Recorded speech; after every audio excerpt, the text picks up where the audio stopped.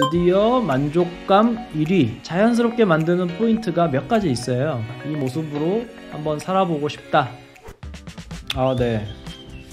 오늘은 뭔가요? DJ 컨셉. 드디어 라디오 컨셉으로 사연을 읽어주는 건가봐요.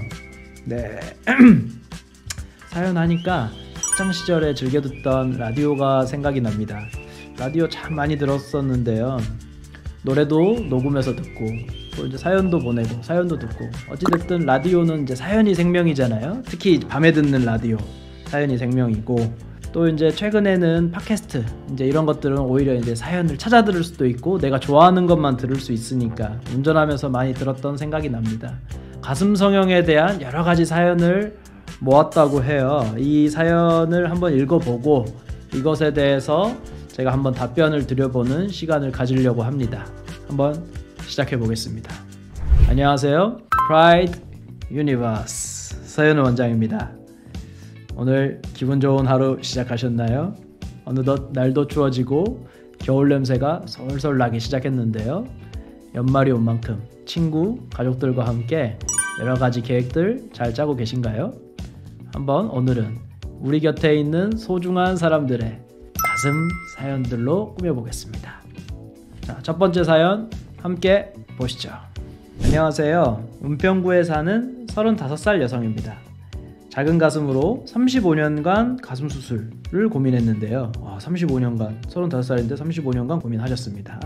가슴 수술이 아무래도 큰 수술이다 보니까 혹시나 잘못될까봐 걱정도 되고, 하고 나서 이상하면 어쩌나 하는 불안감도 있어 아직까지 가슴 수술을 못했어요. 내년 결혼을 앞두고 있는데 아무래도 드레스 입었을 때 볼륨 없는 가슴이 도드라져 보인달까요? 드레스를 입어도 이쁜 느낌이 들지 않더라고요. 뭔가 밋밋하고 허전한 느낌.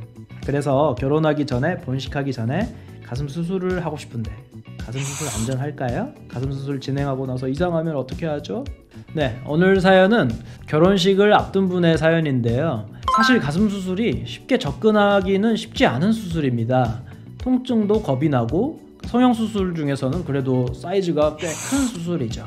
기본적으로 그 보형물을 위한 방을 만들고 그 근육과 피부가 늘어나야 되기 때문에 어느 정도 통증은 지나가야 되는 과정이기는 합니다. 하지만 의외로 수술하기 깔끔하게 딱 끝난 경우에는 별로 안 아프다, 팔도 막 움직이시고 하시는 분들도 굉장히 많이 있습니다. 이 과정을 다 지나가면 드디어 만족감 1위의 수술이 드디어 위험이 드러납니다. 가슴 수술 자체는 다른 수술에 비해서 위험한 수술은 아닙니다. 모두 다 연부 조직상 이렇게 가슴 흉곽 안쪽이나 복강 안쪽으로 진입하는 수술들이 아니고요. 뼈를 건드리는 수술도 아니고 전부 다 우리 밖에 있는 연부 조직에서 이루어지는 수술이고, 최근에는 내시경을 사용을 하면서 모두 시야 확보 하에 수술을 하고 있기 때문에 일반적인 수술의 합병증인 염증, 출혈, 붓기, 혈종, 장액종, 그리고 전신 마취를 하기 때문에 그것에 따른 합병증 이제 이런 것들은 다른 수술도 다 똑같거든요. 그것 이외에 가슴 수술에 특별한 위험한 합병증은 없습니다. 물론 이제 보형물이 들어가는 수술이기 때문에 이제 코나 가슴같이 보형물이 들어가면 그것에 대한 면역 반응을 잘 모니터해야 하는 점은 있지만, 또한 그런 면역 반응조차 우리가 컨트롤하기 위해서 이런저런 노력들을 하고 있기 때문에 너무 과도한 불안은 갖지 않는 게 좋겠습니다. 그리고 제가 한마디 더 드리자면, 일단 경험이 많고 또 노하우가 많은 이런 의료진을 선택을 하시면 결과도 좋고 부작용을 줄일 수 있고 또 발생할 수 있는 많은 상황에 대해서 대처할 수 있는 훈련이 돼 있기 때문에 더 신뢰감을 높일 수 있다고 생각을 합니다. 또한 가슴 수술 후에 이제 이 모습을 예측하기 위해서 여러 가지 방법들이 있습니다. 일단 가장 간단한 방법으로는 병원에 가시면 여러 가지 보형물들이 있어요. 그런 보형물들을 내 옷 속에 넣어 봐서 내가 보형물 수술을 하였을 때 어느 정도 가슴이 될 것인지 일단 시각화 시킬 수가 있고요. 또한 여러 가지 3D 가상 성형 프로그램들이 있습니다. 병원에 가시면 이제 시연을 해볼 수가 있는데요. 미리 이제 수술 후에 어떤 모습이 될 것인지 3D로 이미지화 시킬 수가 있거든요. 이런 것들을 이용해 본다면 보형물을 선택하거나 또 수술 방법을 선택하거나 하는데 많은 도움이 될 수 있을 것 같습니다. 이런저런 방법들을 다 사용을 해 보셔서요, 내가 가슴 성형을 했을 때 어떤 모습이다, 이 모습이 마음에 든다, 이 모습으로 한번 살아보고 싶다, 이런 확신이 드신다면 과감하게 한번 결정을 내려보시는 것도 좋을 것 같습니다. 이제 두 번째 사연으로 넘어가 보겠습니다. 두 번째 사연은 동탄에 살고 있는 20대 여자분이 보내주셨어요. 한번 읽어볼게요. 안녕하세요. 저는 모티바로 가슴 확대 수술을 받고 싶은데요. 모티바 아시네요. 검색하다 보니까 살이 없는 사람들은 가슴 수술에도 티가 많이 날 수 있다고 하던데, 깡마르진 않았지만 몸 전체적으로 지방이 부족하면 보형물이 보이게 되나요? 제가 몸에 지방이 많지 않은 편인데 가슴 확대 수술만 하면 괜찮을 것 같은데 티가 많이 나서 하면 더 이상할까봐 걱정됩니다. 유유. 지방 없는 사람은 보형물 가슴 확대 수술을 하면 안 될까요? 차라리 가슴 지방 이식이 나을까요? 네, 이런 질문 주셨어요. 답변을 드려보자면, 많은 분들이 상담하러 오셔서 꼭 이 이야기를 하세요. 자연스럽게 볼륨 있는 가슴 만들고 싶어요. 근데 사실 자연스러움 그리고 볼륨, 이 두 가지는 약간은 대척점에 있거든요.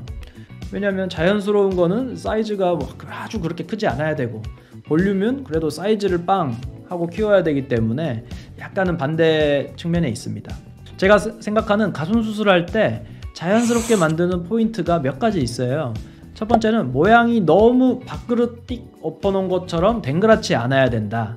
그리고 아래쪽이나 가쪽 그리고 안쪽, 이런 보형물의 경계가 비치지 않아야 된다. 그리고 만졌을 때 자연스러워야 한다. 이런 조건들을 만족시켜줘야 되는데요, 사실 이런 기준을 모두 만족시키려면 기존의 내 조직이 어느 정도 있어야 합니다. 그런데 우리나라 사람들은 수술하시는 분들 보면 사연 주신 분들처럼 몸집이 작거나 마르신 분들이 많이 있습니다. 이런 분들이 수술을 받으면 내 조직이 없기 때문에 바로 이 보형물의 형태가 드러나서 어느 정도 인위적인 느낌이 날 수밖에 없습니다. 특히나 초반에는 피부나 조직들이 늘어나기 전이기 때문에 땡그란 느낌이 있고요, 시간이 4에서 6개월 정도 어느 정도 지나가야 이제 아래쪽이 늘어나면서 조금 더 자연스러운 모습을 가지실 수가 있어요. 만약에 이제 내 조직이 없으시다, 아예 없다, 근데 난 처음부터 자연스럽고 싶다, 이런 분들은 수술할 때 지방 이식을 같이 해주시면 너무 처음에 보형물 티 나는 것을 커버할 수 있습니다. 물론 개개인마다 조건이 다 다르고 내가 원하는 게 다르고 또 이제 해결할 수 있는 방법들이 다 다르기 때문에 병원에 오셔서 일단 상담을 받아보시면 좋겠습니다. 이제 세 번째 사연을 한번 읽어보겠습니다. 마지막 사연입니다. 안녕하세요. 서울에 살고 있는 30대 여자입니다. 고민 끝에 이번에 가슴 확대 수술을 하려고 하는데요, 절개선에도 다양한 종류가 있더라고요. 그래도 내 몸에 하는 수술인데 아무 곳이나 할 수는 없잖아요. 그래서 신중하게 결정하고 싶은데요, 각 부위별로 장단점 좀 알려주세요, 라는 사연입니다. 요즘 들어서 절개선은 크게 두 가지로 보면 됩니다. 일단 밑선 절개 아니면 겨드랑이 절개로 보시면 됩니다. 겨드랑이 절개는 대체로 연령대가 젊은 분들이 많이 선호를 하세요. 왜냐면 가장 장점인 흉터를 겨드랑이 쪽으로 집어넣는다는 것, 그러니까 수술에 있어서는 조금 불리합니다. 이렇게 더 돌아와야 되기 때문에 박리 범위가 조금 더 넓어지는데, 그 넓어지는 곳이 또 팔을 움직이는 데 사용되는 근육이에요. 그래서 팔 운동 제한이 조금 더 엄격하게 필요하고요, 박리 범위도 더 넓기 때문에 통증이 더 있게 됩니다. 그래서 회복 시간도 조금 더 필요합니다. 반면 밑선 절개는 딱 반대입니다. 수술에 있어서는 훨씬 더 유리합니다. 보형물이 들어갈 공간만 딱 박리해도 되고, 이중평면이라든지 밑선 고정이라든지 훨씬 더 모양을 만들 수 있는 다양한 술식들을 사용할 수 있기 때문에 수술적인 면에서 유리합니다. 박리 범위가 크지 않기 때문에 통증도 더 적고 회복 기간도 더 짧습니다. 이전에는 흉터가 중요했기 때문에 겨드랑이 절개가 많았습니다. 하지만 최근에는 밑선 절개도 굉장히 많이 늘어나고 있어요. 일단은 흉터를 줄이기 위해서 성형외과 의사들이 많은 노력을 하고 있습니다. 그리고 수술을 받는 환자들도 흉터에 대한 민감도도 예전보다는 많이 적어졌다, 이런 생각도 들고 있고요. 또한 나시나 수영복을 입으면 오히려 겨드랑이에 있는 흉터가 드러날 위험이 있다는 것도 밑선 절개가 늘어나는데 한몫한 것 같습니다. 손을 쓰는 일을 많이 하시는 분들, 또 운동을 하시는 분들, 또 자녀가 어려서 케어를 하셔야 되는 분들, 이런 분들이 밑선으로 많이 진행하시는 것 같고요. 또 통증에 민감하신 분들, 좀 걱정되시는 분들, 이런 분들도 밑선으로 진행을 많이 하시는 것 같습니다. 하지만 뭐니 해도 흉터가 나는 제일 중요하다, 흉터를 몸에 만들고 싶지 않다, 이런 분들은 여전히 겨드랑이 절개로도 많이 진행을 하고 있습니다. 네, 오늘은 일단 가슴 확대에 대해서 주변에서 들을 수 있는 사연들을 모아보았습니다. 흔하게 들을 수 있는 가장 기본적인 가슴 성형에 대한 가장 기본적인 고민들이었는데요. 이 밖에도 가슴 확대 혹은 가슴 수술이나 아니면 다른 여러 가지에 대해서 고민이신 분들이 있으시면 댓글이나 이메일로 사연을 보내주세요. 제가 사연을 읽어보고 최대한 준비해서 답변을 드리도록 하겠습니다. 가슴 당당히 펴는 그날까지, 다음 시간에 또 봐요. 안녕.